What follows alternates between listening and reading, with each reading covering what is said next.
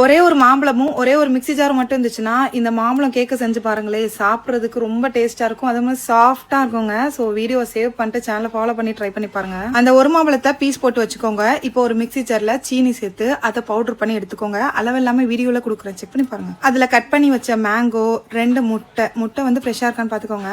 அதுக்கப்புறமா sunflower oil, வாசனை இல்லாத எண்ணெய், இது எல்லாத்தையுமே சேர்த்துட்டு நல்லா மிக்சியில அரைச்சு எடுத்து வச்சுக்கலாம். அவ்வளவுதான். இப்போ இதுல வந்து மைதா, பேக்கிங் பவுடர், பேக்கிங் சோடா இது எல்லாத்தையுமே போட்டுட்டு நல்லா ஜென்டிலா கொஞ்சமா மிக்ஸ் பண்ணி எடுத்துக்கோங்க. நல்லா ஸ்மூத்தா கலக்கிட்டு குட்டி குட்டி மேங்கோ பீஸ் சேர்த்துக்கலாம். அப்போ நம்ம சாப்பிடும்போது மேங்கோ பீஸ் வாயில படுங்க.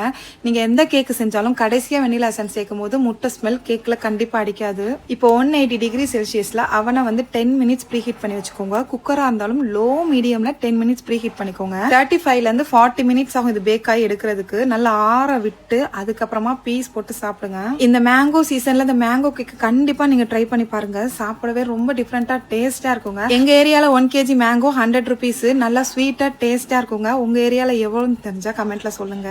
பாய்.